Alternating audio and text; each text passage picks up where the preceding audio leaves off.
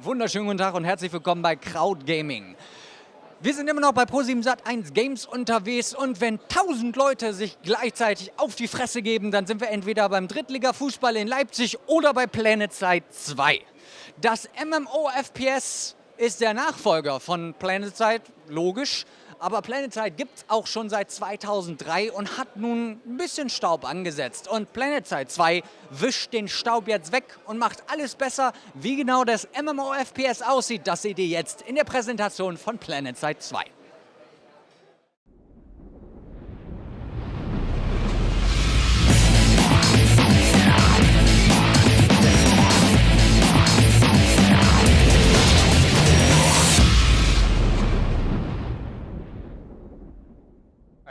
So Planetside 2 is a massive multiplayer online first-person shooter that also happens to be free to play. So what we're going to do is going to put thousands of players on one continent and just allow them to fight against each other. It features 3 empires. There's a Terran Republic. This is the military. They're professional soldiers. They have a sleek look. They're all about, throwing out a lot of bullets. That's just their gameplay style. All right, and then next up, we have the new conglomerate. These guys are the first rebel faction. They broke away from the TR. And since they are a rebel faction, they use a lot of repurposed equipment. So for example, the Max 2 right here, that is an auto loader, from like mining equipment, things like that. So they have a very boxy look. It's all repurposed stuff that they're using. And then this is the Vanu. The Vanu is the second rebel faction. They found some alien technology. They use a bunch of laser guns, floating tanks. They're a very sci-fi oriented faction. This is their Max suit. They have a hover tank. They're very unique. So massive infantry combat, and that is 2,000 players on one continent and multiple continents per server. To help players with that, when they first jump in, we're going to give them a class system. They're classes, but you can pick any class to play at any time you want. So we got the Infiltrator, who he can cloak, he has a sniper rifle. You can play him, up close as a backstabbing guy or really far with a sniper rifle. This is the Light Assault. This is the only class that has jump jets on the back right there. So he can get over walls, he can get where no one else can. Gameplay style for this guy is all about getting in close, causing damage, and then quickly getting away. This is the Heavy Assault. The Heavy Assault is, can carry LMGs or rocket launchers. He has a shield generator as an ability. Takes a lot of damage. Is a little bit slower, but takes the damage. You can also dish it out. It tends to be the anti-vehicle class. This is the Engineer. Engineer is it's all about he has a bag of tricks. He can throw down shields, deployables. He's more about fighting with without the gun, throwing claymores down, mines, and just tricking people to come in and die. This is the Combat Medic. Everyone knows what a medic does. They heal people. You're going to need one of these to stay in the fight. They only class that can revive other people, and they can also heal. So they are a Combat Medic, so they can fight too.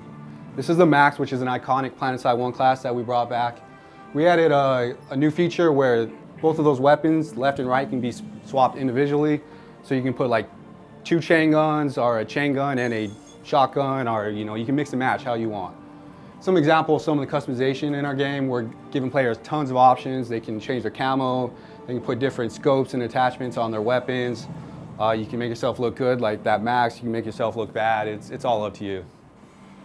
Huge ass vehicle combat, which is, that's marketing for you. So huge ass vehicle combat, we're bringing back a lot of the Planetside 1 vehicles. We have a few new ones. There's a few examples. This is our ground transports. On the right, you have the one-man quad.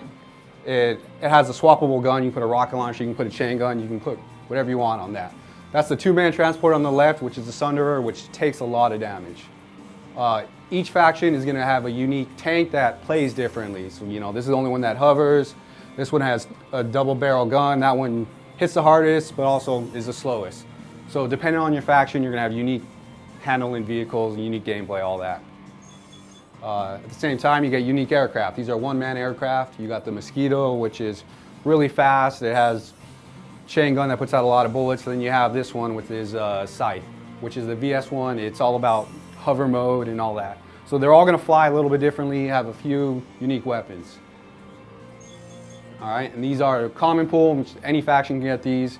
You got the Liberator on the right, which is a 3-man gunship. You got a guy who can bomb, you know, like an AC-130. You got a pilot, and you got a guy with a rear gunner. That's the Galaxy, which is the air transport, which is also a mobile spawn point. Some example of vehicle customizations. You can really do a lot of things. You can throw tint. You can make yourself look bad, like zebra tint there. You can make yourself blend in with the background better. You're also gonna have, you know, performance options like spoilers and different wings and armor and stuff like that. Limitless customization.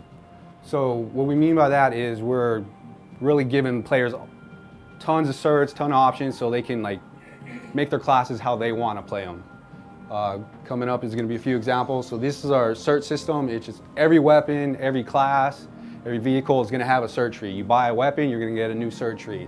You unlock certs through gameplay, and then use that to, you know, get attachments, make your hacking a little bit better. In the case of this infiltrator right there, lightnings, you know, you can increase the performance. It's giving you a lot of options to make the game play how you want to play.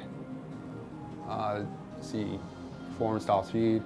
So unprecedented team play. So, you know, there's thousands of players. We're gonna have to give players options to organize themselves. So we're putting in squads, which are right now they're 12 man. They show 10 here. We upped it to 12-man squads.